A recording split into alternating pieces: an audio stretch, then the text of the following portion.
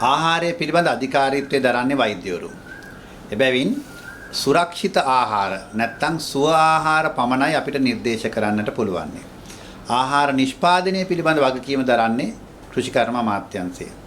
එබැවින් කෘෂිකර්ම අමාත්‍යාංශයේ නිලධාරීන් සහ සමහර විද්වතුන් මතයක් පළ කරනවා මේ වසවිස තහනම් කිරීමත් එක්ක ආහාර සුරක්ෂිතතාවය අහෝසි වෙනවා කියලා. මහජනතාව තේරුම් ගත යුතුයි මේ වචන දෙක පාවිච්චි කරන විදිය. සුරක්ෂිත ආහාර කියන්නේ අපිට සෙත සලසන ආහාර. ආහාර සුරක්ෂිතතාවය කියන්නේ අපිට ආහාර ප්‍රමාණවත්ව තියෙනවද කියන එක. නැත්නම් ආහාර ප්‍රමාණය මදි වේද කියන එක තමයි ආහාර සුරක්ෂිතතාවය කියන්නේ.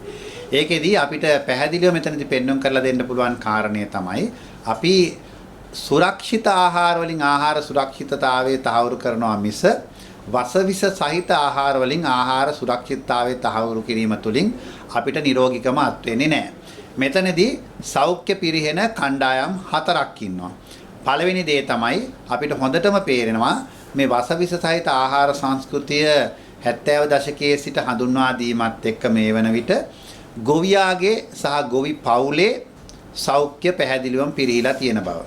වක්ගඩු රෝග, පිළිකා, බෝනවන රෝග විශාල වශයෙන් වසංගත රෝග ලෙස පැතිරෙමින් පවතිනවා.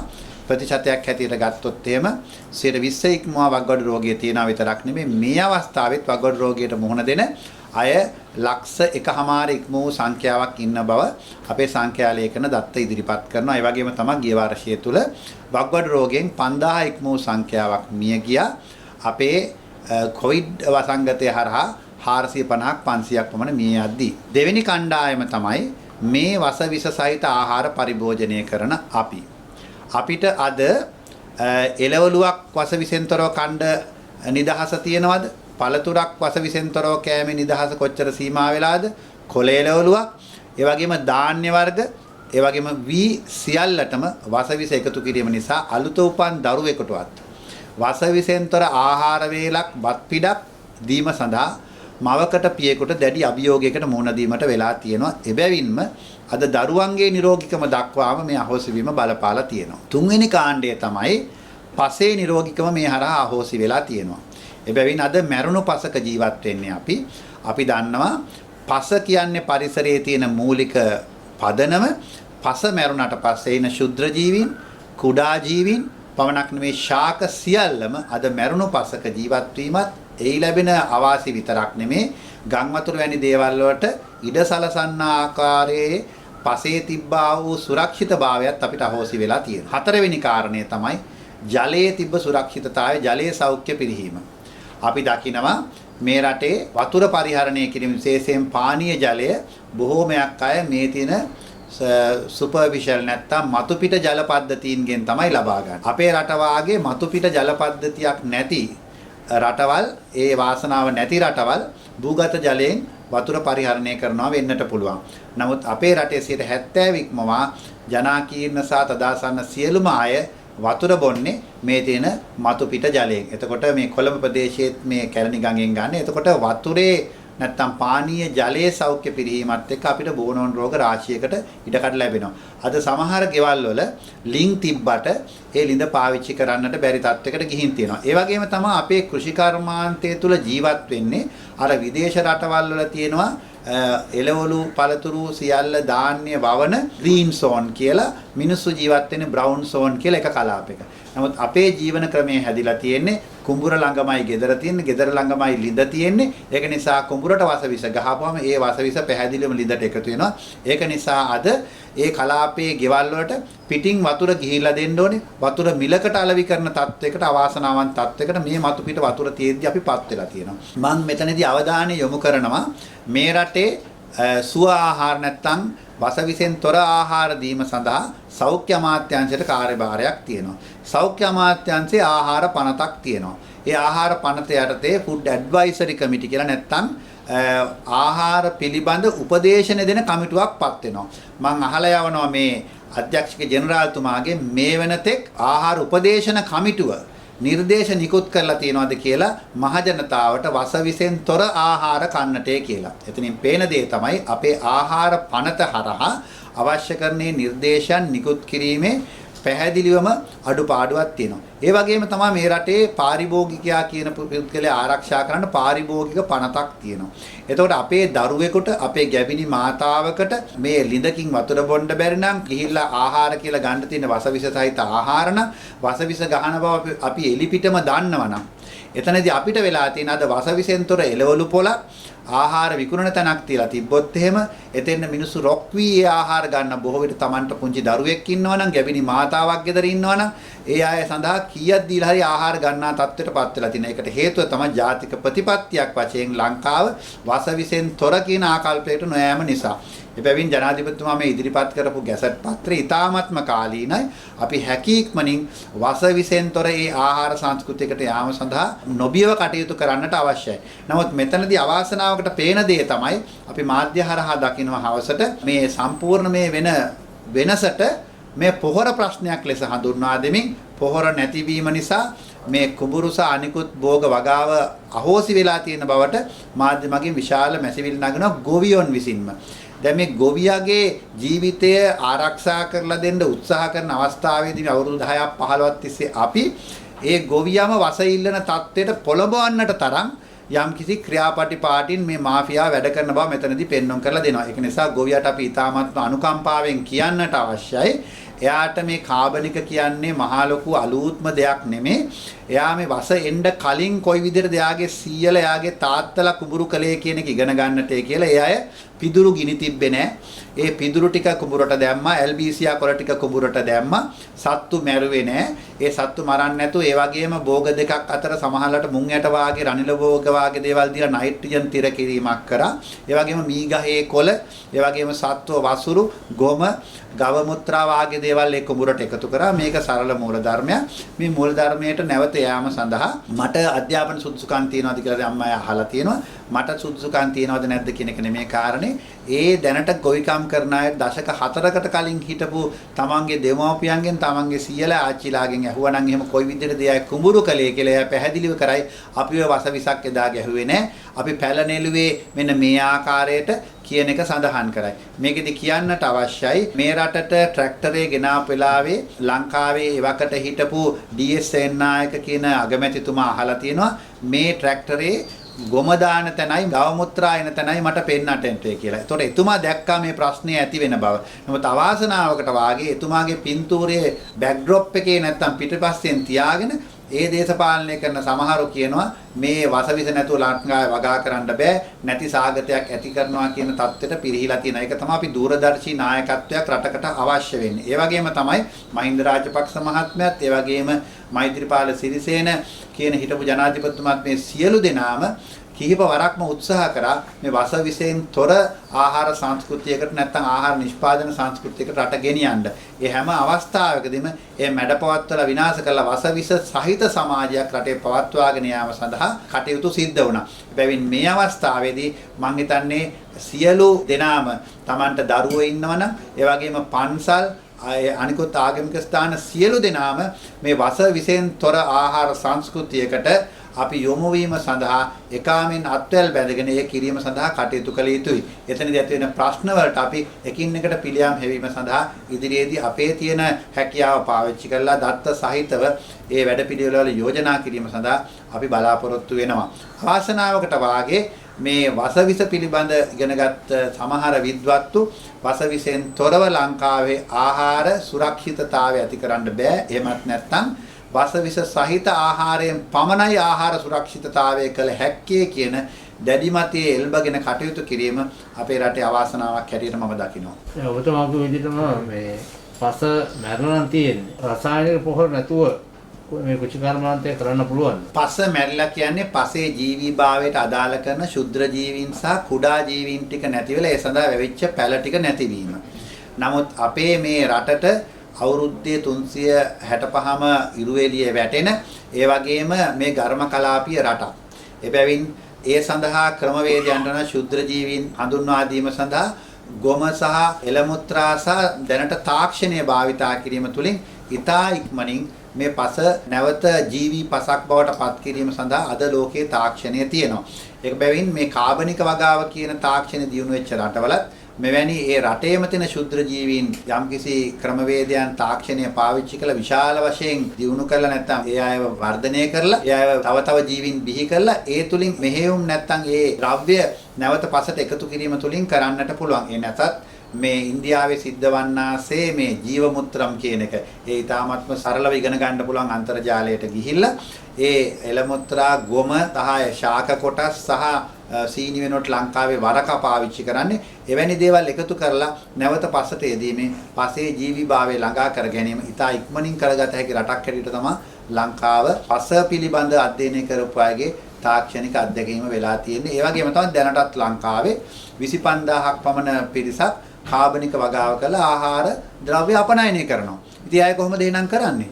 ඒ අයත් මේ කියන අභියෝගයේ ජය ගැනීම සඳහා අද දවසේ තාක්ෂණය සහ මේ පරිසරයෙන් අපිට ලැබිලා තියෙන මේ සම්පත් ටික පරිහරණය කිරීම තුලින් තමයි වෙලා තියෙන්නේ. මේ රසායනික ගොවිතැන තව දිගටම කරගෙන ගියොත් එහෙම සිද්ධ වෙන්නේ මේ කියන ගොවියෝ මැරෙනවා විතරක් නෙමෙයි බොහෝ විට මේ භෝග වගා කරන කලාපවල සිටින එළදෙනුන්ට පැටව හම්බෙන්නේ නැහැ. උන්ව ගබ්සා වෙනවා මේ වසවිස නිසා. මොකද මේ වසවිස සහිත තනකොළ කනකොට. එතකොට ඇත්තටම එක යුගයක් එනවා මේ කියන ගවයන් පවා ඒ ප්‍රදේශවල නැති. එතකොට ගොම ඊටාමත්ම මිල අධික වෙන තත්ත්වයකට යනවා. අන්න ඒ තත්ත්වයට ගියාට පස්සේ කෙනෙක් අහයි දැන් කොහොමද ගොම හොයාගන්නේ කියලා. අදටත් ඒ තත්ත්වයට යමින් ඉන්නේ. ඒක නිසා අපි හැකි ඉක්මනින් මේ අවහිර කළ නතර කර මේ රට සුඛිත පුදුත කරන්න කටයුතු කරන්න මම විශේෂයෙන් මාධ්‍යයෙන් ඉල්ලීමක් කරනවා. ඔය අය මේ ආහාර එළවලු පළතුරු වලට වස ගහන එක ප්‍රවෘත්ති හැටියට දිගින් දිගටම ඉදිරිපත් කර අතීතයේ තුලදී අද ඒ විකල්පයක් හැටියට අපි විසඳන්නට උත්සාහ කරන මොහොතක මේ ඉන්නේ. බැවින් ඔබේ සහාය දෙන්නට අවශ්‍යයි. අපි අද අගමැතිතුමාගෙන් ඉල්ලීමක් කරා කාබනික වගාව ගැන මහ ජනතාව දැනුවත් කිරීම සඳහා සම්පූර්ණ සතියක් සියලු මාධ්‍යවල පැය 2ක් පමණ ප්‍රමාණයක් වෙන් කළා කාබනික වගාව ගැන ධනවාදීව කරන විදිය ඒ කාබනික වගා ක්‍රමවේදයන් දන්න අය ගෙන්නලා මාධ්‍යයට ගෙන්නලා ඒ තුලින් මුළු රටටම උගන්වන්නට කියලා. ඒ වගේම තමයි මේ වැඩසටහනේදීම කාබනික පොහොර නිෂ්පාදනයේ තමන්ගේ ගෘහස්ත මට්ටමින් සම්පකාර මට්ටමින් ඒ වගේම හමුදා වැනි කාණ්ඩවල ඒ වගේම වාණිජ මට්ටමින් කර ගැනීම සඳහා අද දවසේ තියෙන තාක්ෂණය පිළිබඳ දැනුවත් තියෙන පිරිස්වල වැඩසටහන් හවස සියලු දෙනා නරඹන වේලාවට රාජ්‍ය මාධ්‍යත් පෞද්ගලික මාධ්‍ය සියල්ලම එකතු කරලා සතියක් පමණ කාලයක් තිස්සේ මේ සියලුම මේ ජාතික වැඩසටහනක් හැටියට හිතලා විශේෂයෙන් කොරෝනා අවස්ථාවේදී අපේ ප්‍රතිශක්තිය ගැන විශේෂයෙන් මාතෘකාවට අවිල්ලලා තියෙන වෙලාවේ ඒ පිළිබඳ දැනුවත් කිරීම කරලා මහ ජනතාව පුදවා ගැනීම සඳහා අපි කටයුතු කළ යුතු බව අපි අගමැතිතුමාට දැනුම් දී සිටියා. දැන් අතරම රජය හිටි හැටියේ මේ පොහොර නවත්තලා ගොවින් අසරණ වෙච්ච ආකාරය තමයි අපිට මාධ්‍යෙන් වාර්තා කරන්න වෙලා තියෙන්නේ. හැබැයි රජයට මේට වැඩිය ක්‍රමවේදයක් තිබුණා නම් ගොවි ජනතාව ප්‍රාදේශීය වශයෙන් ඉන්න ප්‍රදේශවල හා ගොවි ජනතාව දැනුවත් කරලා මේක විධිමත් කරා නම් මේක අතුරු වෙන්නේ නැහැ නේද? ඉතා හොඳ ප්‍රශ්නයක් අහන්නේ. අපි විගණකාධිපතිතුමාගේ වාර්තාව බලපුවහම පෙනෙන දේ තමයි මීට අවුරුදු 17කට කලින් මේ සඳහා ඔබ කිව්වා වාගේ ක්‍රමවත්ව අපි වසවිසෙන්තර කෘෂිකර්මාන්තය සඳහා යාම සඳහා නියෝගයක් නිකුත් වෙලා තියෙනවා එවකට හිටපු ජනාධිපතිගෙන්. නමුත් ඒ සඳහා මූල්‍ය වෙන් කිරීම සියල්ල සිද්ධ වුණත් අවුරුදු 17කට පස්සේ පෙන්වන්න කරලා දෙනවා එවැනි එකෝ ෆ්‍රෙන්ඩලි ඇග්‍රිකල්චර් එහෙම නැත්නම් අපිට පාරිසරයේ ජය ගන්නා වූ කෘෂිකර්මාන්තයකට යාම සඳහා ඒ ප්‍රවණතාවයේ කටයුතු කිරීම ඉතාමත්ම මන්දගාමී බව. එතනින් පැහැදිලිව පෙනෙන්නේ විශේෂයෙන්ම මුදල් යහමින් ගැවසෙන්නේ මේ වසවිසත් එක්ක. එබැවින් මේ අහෝසි කිරීමට මිස මේ සාර්ථක කර ගැනීමට දක්වපු උදන්දුව ප්‍රමාණවත් මදි බව තමයි විගණකාධිපති වාර්තාවෙන් ඉදිරිපත් කරලා තියෙන්නේ. ඒ වගේම තමයි ලංකාවට එන වසවිස ටික අඩුම ගානේ පරීක්ෂණ මට්ටමේ මොනවද ලංකාවට ආවේ කියලා පරීක්ෂණ කරන්න 200ක් ලියාපදිංචි වෙලා තියෙනවා. දැන් ඔබම කිව්වා ලියාපදිංචි නොවිච්ච ඒවත් ලංකාවට එනවා කියලා. ඒ 200නුත් ඊටමත්ම සුළු ප්‍රමාණයක් විතරයි පරීක්ෂණ වලට භාජනය කරලා තියෙන්නේ. ඒ පරීක්ෂණත් බොහෝ විට පිටරට පරීක්ෂණ කරලා තියෙන අඩුම ගානේ අපිට ගෙනාපු ඔය කියන්නා වූ රසායනික පොහොර සහ කෘමිනාශකවල ඒ කිව දත්තයන් මේ ලේබල් වල දැක්වෙන දත්තයන් සියල්ල තිබ්බද කියලා පරීක්ෂණ කරන්න අඩුම ගානේ පරීක්ෂණ පහසුකම්වත් අවශ්‍ය මට්ටමකට දියුණු කර ගැනීමට කටයුතු කරලා නැහැ. අන්න ඒකින්ද තමයි නිල වශයෙන් දැක්වේ නැතත් අද ආසනික් කැඩ්මියම් වැනි බැරලෝහ පවා මේ බිමේ තියෙන්නේ මේ බිමේ තිබ්බ දේවල් නෙමෙයි. ඒ පස පිළිබඳ පරීක්ෂණ කරපුවාම පේන දේ තමයි පසේ ඉහළ කොටස් වල තමයි මේ තියෙන බැරලෝහ තියෙන්නේ. ඒ කියන්නේ පසේ යටින් ආව නෙමේ උඩින් දාපු දෙයක්. එතකොට මේ බිමේ අද දරුවෙකුට බය නැතුව දියැලකට බහින්න කුඹුරකට බහින්න බයයි මොකද කකුල වණ වෙනවා මේ තරම් තියෙන වසවිස නිසා. එදා එහෙම නෙමේ මාළු හිටියා කුඹුරේ කක්කුට්ට වාගේ සත්තු හිටියා මිනිස්සු වක්කඩෙන් වතුර බිව්වා. අද ඒ ටික කරගන්නට බැරි වෙලා තියෙනවා. ඒ ස්වභාව සෞන්දර්යය විඳ ගන්නට දරුවන්ට බැරිලා තියෙනවා. එබැවින්ම ඒහා සම්බන්ධ සංචාරක කර්මාන්ත වැනි දේ අපිට සම්පූර්ණයෙන්ම අහෝසි වෙලා තියෙන්නේ. ඒ වගේම තමයි කාබනික වගාව පිළිබඳ ව්‍යාපාරිකව නිරතලා ඉන්න 25000ක් පමණ ජනතාව එක්ක මම ඊයේ පෙරේදා සාකච්ඡා කරා. එයා කියන දෙයක් තමයි මේ විදිහට වසවිසෙන්තර වගා කරපුවාම ඒ පළදාවේ මිල කොහොමදත් එයාට යන වියදමත් එයායි කියන්නේ අඩුයි කියලා. නමුත් ඊට අමතරව පළදාව 40%ත් 300කිනුත් වැඩිවීමක් සිද්ධ වෙනවා. ඒ බැවින් අපිට අඩු පළදාවකින් ඉහළ ආදායමක් ලබන්න පුළුවන්. ඉතින් ඒ ගැන දන්න පිරිස් තමයි මේක මේ වෙන්න නොදී වළක්වන්නේ. ඒක නිසා අපිට මහ ජනතාවටත් මාධ්‍යයටත් අපි ඔක්කොටම කාර්යභාරයක් තියෙනවා. මේ පිළිබඳ දැඩි ඕනකමකින් කටයුතු කරන අපේ දරුවෝ වෙනුවෙන් හරි හිතලා අපේ ගැබිලි මාතාවන් ගැන හිතලා හරි ඒ හෙට ඉපදින්න ඉන්න දරුවෝ හැටියට වයි වගේම තියෙන ශුද්‍ර ජීවීන් සහ කුඹුරේ ඉන්න මාළුවන් ඒ වගේම ඉගිලෙන කුරුල්ලන්ට පවා වසවිස ගෙනල්ලා අපි ගහලා තමයි මේ තත්ත්වය තියෙන. අපේ දරුවෙකුට ගෙදරක ගේ කුරුල්ලෙක් දකින්න පුළුවන් යුගයක්. ඒ වගේම තමයි මීමැසි පාලනය වාගේ දේවල්. දැන් මීමැස්සෝ ටික රැඳෙන්නත් බෑ මේ වසවිස නිසා. ඒක නිසා මේ සියල්ලම ලංකාවේ මීමැසි පාලනයට ඉතාමත්ම හොඳ තත්ත්වයක්. නමුත් ලංකාවට අවශ්‍ය මීපැණි ප්‍රමාණයෙන් 90%ක් පමණ අපි ආනයනය කරනවා. කොහෙන්ද ආනයනය කරන්නේ? ඕස්ට්‍රේලියාවෙන් සහ නවසීලන්තයෙන්. අපි ලැජ්ජා වෙන්න ඕනේ. ඒ කලාපේ ඒ කට්ටියට මල් තියෙන්නේ මාස කිහිපයකට විතර. අපිට අවුරුද්ද පුරාම මල් තිබිලා අපි මේ මීපැණි පවා ගෙන්නනවා. ඒ කියන්නේ පැහැදිලිව පේන දේ තමයි වසවිසෙන්තර ආහාර නිෂ්පාදනය. අනිත් එක මීපැණි කියන එක ආහාර කල්තබා ගන්න පාවිච්චි කරන්න පුළුවන් එක උපක්‍රමයක්. ඒ උපක්‍රම සියල්ලම අපේ අතීතයේ තිබ්බා. ඔය වසවිස නැතුව අපි ආහාර කල්තබා ගත්තා ඉස්සර. නමුත් අද අපිට ඒක අහෝසි වෙලා තියෙනවා. ඒ වගේම කෙටියෙන් උත්තර දෙන්න ડોක්ටර් මේ දැන් ඇත්තටම පිටරට වලින් කාබනික පොහොර ගේන්න සැලසුම් කරනවා කියලා අපිට වාර්තා වෙනවා. කොහොමද ඒක මේ රට ගැලපෙනවද කියන අපිට කාබනික පොහොර කියන එක පිටරටකින් ලංකාවට ගෙනෙන එක කොහෙත්ම සුදුසු නෑ. කාබනික පොහොර කියලා කියන ඔබට පැහැදිලිවම තේරෙන දේ තමයි ශුද්ධ ජීවීන් එක්ක බැඳිච්ච ද්‍රව්‍ය ලංකාවට ගේන්නේ. කොච්චර පරීක්ෂා කරත් ඒ විසුද්ධ ජීවීන් එන එක වළක්වා ගන්න අපහසු වෙනවා. ඒකට ඒ අය කැබිනට් පත්‍රිකාවේ දාලා තියෙන්නේ ඒවා ටික අරගෙන ඉරැඩියේට් කරනවා. ඒ කියන්නේ විකිරණ මාර්ගින් විනාශ කරනවා කියන එක.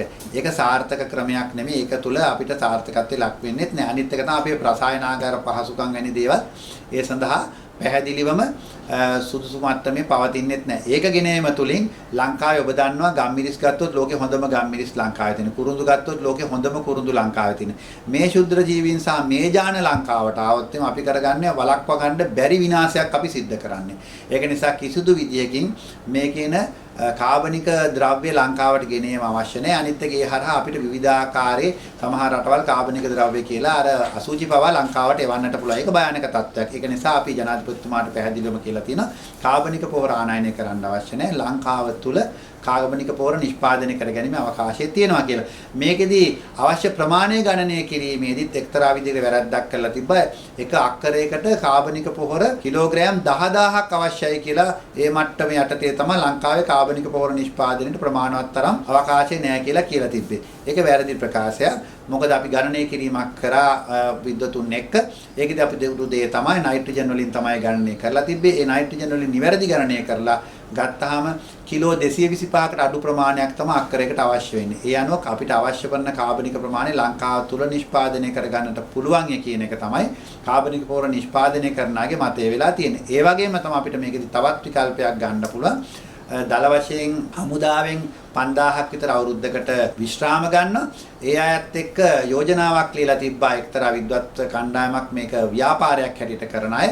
ඒ අයට සහ ගෘහස්ත මට්ටමේ හැම ගෙදරකටම එක්තරා ඒ දන්වන්නා වූ සත්වයන් යටතේ ඒ කියන ගුණාත්මක තත්වයන් නිර්වචනයන් යටතේ කාබනික පොහොර ගෘහස්ත මට්ටමින් නිෂ්පාදනය කිරීම ප්‍රවර්ධනය කරලා ඒ කාබනික පොහොර මිලදී ගන්නට කටයුතු කරන්නට කියන. ඒක නිසා අපි ඉල්ලීමක් කරා මීට දින කිහිපයකට කලින් කිසිදු ගෙදරක හෝ කිසිදු ආයතනයක පිදුරු වැනි දේ පුච්චන්න එපා. ඒ වගේම තමයි ගහ කොලෙන් වැටෙන කොළ ටික පුච්චන්නේ නැතුව එකතු කරලා ගොම සහ අනිකුත් ද්‍රව්‍ය පාවිච්චි කරලා ඒ කියන කාබනික පොහොර නිෂ්පාදනයකට යන්න කියලා. එතකොට අපිට පුළුවන් පොහොර අමාත්‍යාංශයට නිර්දේශ නිකුත් කරලා අවශ්‍ය කරන තත්ත්ව පරීක්ෂණයන් පිළිබඳ දත්තයන් මහ ජනතාවට අර කියන පොහොර පිළිබඳවම තියෙන සතියේදී මැදිහත් වෙලා කටයුතු කරලා ගෘහස්ත මට්ටමිනුත් පොහොර නිෂ්පාදනය කරන්න සහ ඒ පොහොර මිලදී අරගෙන ගබඩා කරලා මේ කියන අයට ලබා දීමේ කටයුතු කරන්නට අවශ්‍යයි කියන එක තමයි අපි මෙතනදී ප්‍රකාශ කරලා තියෙන්නේ. අපි දැක්කා මේ මධ්‍යසාර පිළිබඳ ජාතික අධිකාරියේ සභාපති මීට මාස කිහිපයකට උඩදී කියනවා මත්පැන් දුම්මැටි පානය කරන අයට එන්නත් ලබා ගන්නගේ පොඩි අවධානමක් තියෙනවා සහ එන්නත් ලබා ගත්තයින් පසු මේ දේවල් භාවිතා කරන්න එපා කියලා. දැන් අද දවසේ කතාව තමයි මේ මත්පැන් ඔන්ලයින් ක්‍රමය හරහා ගෙන්වා ගැනීමට අවසරය දීලා තියෙනවා මුදල් අමාත්‍යාංශය. එතකොට මේ ප්‍රතිශක්තිකරණය අඩුවීමත් එක්ක මේ මත්පැන් නිවසට අරගෙනල්ලා පානය කරන්න හැකියාව තිබෙනවා. ඉතින් මේ එන්නත් කරන ක්‍රියාදාමයේ එතකොට කොරෝනා පාලන ක්‍රියාදාමයත් එක්ක මේ සිදුවන දේවල් එක්ක මේ කොරෝනා මැඩපවත්තන්න ඔබතුමාලාට සහායක් දැක්වෙනවා. ලෝක සෞඛ්‍ය සංවිධානයේ පැහැදිලිවම කියලා තියෙනවා කොරෝනා රෝගය මර්ධනය කර ගැනීම එක ප්‍රධාන පියවරක් හැටියට දුම්වැටි මද්යසාර වළක්වන්න කියලා. දුම්වැටි මද්යසාර ගත්තාම අනිත් එක ඒ පුද්ගලයාගේ විනය පවත්වාගෙන යන්නත් බෑ. ඒ தත්ත්වය තුළ මීටරයේ පරතරය වැනි දේවල් කරගන්නටත් අපිට බැරි වෙනවා. එබැවින් රජයක් හැටියට දුම්වැටි මද්යසාර ප්‍රවර්ධනය කිරීම සඳහා ගන්නා වූ පියවරවල අපි දැඩි පිළිකුලෙන් යුතුව හෙලා දකිනවා. මේ කටයුත්ත වැරදි දෙයක් හැටියට දකිනවා. දෙවෙනි කාරණය තමයි මෙතනදී කියන්න අවශ්‍ය. අපි දකිනවා විශේෂයෙන් මේ සුපිරි වෙළඳසැල් ආශ්‍රිතව බොහෝම රහසිගතව දවසින් දවස මේ කියන මද්යසාර සැල් විවෘත කරගෙන යනවා. ඒක එළියට පේන්නේත් නැහැ. මොකද අපි දකින්නේ එදා තිබ්බ සුපිරි වෙළඳසැලමයි ඇතුළට ගිහිල්ලා බලපුවාම එහි යම්කිසි කොටසක් වෙන් කරලා මද්යසාර ඉතාමත්ම ප්‍රවර්ධනය කරනවා. මේ ගැන අපි දැඩි විසියට හෙලා දකිනවා. අපි ඉල්ලීමක් කරනවා රජයෙන් දුම්වැටි මද්යසාර තමයි අපිව විනාශ කරන්න මේ බටහිර ජාතීන් අපිට පුරුදු කරලා ගිය දෙක අපිව නැවත මේ රට නැවත අපේ ස්වජාතික මට්ටමකට නිර්මාණය කර ගන්නවා නම් අපේ රටේ බිහි වෙන පිරිමි අය කිසිම කෙනෙක් දුම්වැටි මද්යසාරයකට යොමු වීම වළක්වා ගැනීම සඳහා කටයුතු කරන්න ඕනේ. අවාසනාවකට වාගේ පක්ෂ විපක්ෂ ભેදයකින් තොරව සමහරු පාර්ලිමේන්තුවේ කතා කරනවා මේ දුම්වැටි මද්යසාර පිළිබඳ අයිතිය තහවුරු කරන්නට කතා කරනවා මහජන නියෝජිතයින් ඉන්න රටක් මේක. ඒක අවාසනාවන්ත තත්ත්වයක්. අපි 1912ට මම ගිහිල්ලා අමද්‍ය ව්‍යාපාරය ගැන ඔබේ අවධානය යොමු කරනවා. එතනදී අපි දකිනවා මේ රට බ්‍රිතාන්‍යයන් පාලනය කරපු යුගයේදී ඉල්ලීමක් කරලා තියෙන අමාත්‍ය ව්‍යාපාරයේ යම්කිසි එක්තරා වූ ප්‍රදේශයක් පාලක කලාපයක් ඒ අය ඡන්දයෙන් නිර්ණය කරනවා නම් ඒ කලාපය තුල මත්සැල් වෙළඳසලක් නැත්නම් මත්ද්‍රව්‍ය වෙළඳසලක් පවත්වාගෙන යාම අහෝසි කරන්නට කියලා ප්‍රජාතන්ත්‍රවාදී අයිතිය තහවුරු කරමින් ඒ ප්‍රදේශයේ මත්යන් මද්යසාර සැල් 1948 අපිට කියන්නා වූ නිදහස ලැබෙන තෙක් වසාගෙන ගිහිල්ලා තියෙනවා. ඒකෙන් මද්යසාර සැල් 60%ක් විතර වැහිලා ගිහිල්ලා තියෙනවා. අවාසනාවකට වාගේ නිදහසෙන් පස්සේ ක්‍රමවත් මද්යසාර සහ මේ මත්යන් වෙළඳසැල් සංචාරක කර්මාන්තය වැනි දේ දියුණු කරන්නට කියන වැරදි තේමාව යටතේ ක්‍රියාත්මක කිරීම අපි දැඩි ලෙස හෙලා දකිනවා. ඒ වගේම තමයි අපි ඉල්ලීමක් කරනවා මේ ක්‍රමයට මත්යන් මද්යසාර විකුණා ගැනීම සඳහා මේ අය ගෙනියන වැඩපිළිවෙල වහාම නතර කරන්නට කියලා. බොහෝ අය හිතනවා එකෙන් ආදායමක් රජයට ලැබෙනවා ඇති මේ කියන බදු මගින් කියලා. ඊට වඩා ලොකු ගාණක් අපේ වියදමට සරිලනවා. මම ඒකට එක නිදර්ශනයක් දෙන්නයි. ඔය හේතුව හින්දා තමයි කාන්තා වන්ට තමයි ඇත්තටම ළමයි හම්බෙන්නේ ඒ සියල්ල සිද්ධ වෙන්නේ. නමුත් අද අපි වාට්ටු පැත්තෙන් ගත්තොත් එහෙම හැම එක කාන්තා වාට්ටුවකටම පිරිමි වාට්ටු දෙකක් බැගින් මේ රටේ තියෙන්නේ. ඔය තියෙන මත්පැන් මත්ද්‍රව්‍ය නිසා තමයි ලංකාවේ හදිස්සි අනතුරු ඇතුළු සියල්ලටම හේතු වෙන්නේ මද්යසාර. අද මේ කොරෝනා යුගයේ නොකල යුතුම දෙයක් තමයි මේ මත්පැන් මද්යසාර ප්‍රවර්ධනය කිරීම සඳහා මේ ආකාරයෙන් ලිහිල් ප්‍රතිපත්තියක් අනුගමනය කිරීම සහ ප්‍රවර්ධනය වන්නා වූ ආකාරයේ ප්‍රතිපත්තියක් අනුගමනය කිරීම. මෙය මම හිතන්නේ වහාම මෙය නිරෑධි කිරීම සඳහා කටයුතු කළ යුතුයි. මේ පිළිබඳ අපි දවස් තුලම අතිගරු ජනාධිපතිතුමාට ඒ පිළිබඳ ලියා දන්වන්නටත් අපි කටයුතු කරනවා. දැන් සමහර වෛද්‍ය සංගම් කියන තව දින 17ක් මේක ලොක්ඩවුන් කරන්න ඕන සංකේතන සීමා කරන්න ඕන කියලා. දැන් ඔබතුමාලට සෞඛ්‍යාංශයෙන් සෞඛ්‍ය අමාත්‍යාංශයෙන් එන දත්වලත් පොඩි ගැටලුවක් තියෙන පරස්පරතාවයක්. ඒ සම්බන්ධව දැන් ඒක දත්තත් එක්ක ඔබතුමාලා මේක සංසන්දනය කරලා බලනකොට මේ සංචලන සීමාව තව දින 17ක් දික් කරන්න ඕන කියලා ඔබතුමාලගේ සංගමයක් තියෙනවා. දැන් මේ සංචරණ සීමාව කියන එකේ අරමුණ කොරෝනා මර්ධනය කරගැනීම පැතිරීම අඩු වෙයි කියන කාරණේ. නමුත් අපි එකක් තීරණය කරගත යුතුයි. ඒ එක්කම අපේ මහජනතාවගේ එදිනදා දිනචරියාවත් තමන්ගේ කරන ආර්ථික සහ වැඩ කටයුතු ටිකත් සමබරව සංවිධානය කරගැනීමේ ගැටලුවකුත් මේක සමබරව මතුවෙනවා. ඒකෙදි විශේෂයෙන්ම අපි නම් වැටුප් ලබන පිරිසක් වුණාට එදිනදා මේ කටයුතු කරන අය එදිනදා මුදලක් උපයා ගන්න පිරිස ඒ වගේම සමහරවල් පෞද්ගලිකව සමාගම් සමග වැඩ කරන පිරිස් වලට මේ කියන කාරණේදී පැහැදිලිවම එයාගේ තමන්ගේ උපයා ගන්නා ආදායම පිළිබඳ ගැටලු මතුවෙන තත්ත්වයක් මෙතන ඒ වගේම රටේ නිෂ්පාදනයන් සියල්ලම පිටවැටෙන තත්ත්වයක් එන. ඒක නිසා අපි මේකෙදි තීරණය කරගත යුතු දේ තමයි අපි සංචරණ සීමාව කරන ගමන් රට නැවත යථා තත්ත්වයට පත් කර ගැනීම සඳහා ගත යුතු පියවර මොකක්ද කියන්නේ. ඒ සඳහා එක තියෙන ප්‍රධාන උපාංගයක් තමයි එන්නත්කරණය. ඒ එන්නත්කරණයේදී අද ලොකුම තැතිගැන්මකට මේ ගිහිල්ලා තියෙන්නේ මේක සඳහා ක්‍රමවේදයන් දෙකක් තියෙනවා. ඒ තමයි එකක් තමයි මේ රෝගයේ පැතිරීම අවම කිරීම. දෙවෙනි ක්‍රමවේදය තමයි රෝගයේ මිය යන සංඛ්‍යාව අඩු කර ගැනීම. අද මේ තැතිගැන්මට ප්‍රධාන හේතුව තමයි මිය යන ගාන මාධ්‍ය වලින් දිනපතා පළ කරන සාමාන්‍යයෙන් විශාල වැඩිවීමක් තියෙන. ඒක නිසා මහ ජනතාව තුළ සංචරණ සීමාව කිරීම තුලින් මේ මරණ සංඛ්‍යාව අඩු කර ගන්නට පුළුවන් කියන එක. අපි බැලුවොත් මේ මරණ අයගේ ප්‍රතිශතයන් සංසන්දනය කරලා මරණ අයගෙන් 75%ත් 80ත් ප්‍රමාණයක් මියන්නේ අවුරුදු 60ට වැඩි අය බව තමයි දත්ත පළ කරලා තියෙන්නේ. ලෝක සෞඛ්‍ය සංවිධානයේ දත්ත අනුව මියන අයගෙන් 70%ක් 80ක් පමණ සංඛ්‍යාව මියන්නේ අවුරුදු 60ට වැඩි අය. ඊළඟට 20%ක් පමණ මියන්නේ 60ට අඩු නමුත් බෝනවන රෝගයක් තියෙන අය. එතකොට පැහැදිලිවම පෙන්වන්න කරන 60ට අඩු අයගේ මිය යාමේ ප්‍රවණතාවය වාගේ 29 ගුණයක් වැඩි කියලා 60ට වැඩි අයගේ මිය යන සංඛ්‍යාව. එවනම් මරණ සංඛ්‍යාව අඩු කිරීමට අපිට කරන්න තියෙන ප්‍රධාන උපාංගයක් තමයි අවුරුදු 60ට වැඩි අයට අවශ්‍ය කරන එන්නත ලබා දීම. ඒතර අපිට සීමා සහිත එන්නත් ප්‍රමාණයක් ලැබෙන රටක් නිසා අපිට කළ හැකි ප්‍රධාන කාරණය තමයි 60ට වැඩි අයට ඒ එන්නත් ලබා දීම මනින්ම ලබා දීම කිරීම. ඒ වගේම 60ට අඩු බෝ නොවන රෝග තියෙන අයට හැකියක්මනින් එන්නත ලබා දීම කියන කාරණය सिद्ध කරන්නට අවශ්‍යයි. ඒ වගේම පැතිරීම වළක්වා ගැනීම සඳහා එන්නත්කරණයකට යනවා නම් සාමාන්‍යයෙන් ජනතාවගෙන් 70ක් ප්‍රමාණයක් ප්‍රතිශතයක් එන්නත් කරන්න ඕනේ. ඒ සඳහා අපි ගණනය කිරීමක් කළොත් එimhe දල වශයෙන් ලංකාවේ ජනගහනය මිලියන 22කින් 15 ලක්ෂයක් මිලියන 15ක් කියලා ගත්තොත් මිලියන 30ක පමණ එන්නත් ප්‍රමාණයක් ඕනේ. ඒතකොට මාසයකට එන්නත් මිලියන 3ක් ලංකාවටවත් තව මාස 10ක් පමණ කාලයක් යනවා ඒ එන්නත්කරණය කරන. ඒතර මාස 10ක්ම මේ ආකාරයෙන් සංචරණ සීමා කරගෙන අපිට යන්නට හැකියාවක් නැහැ.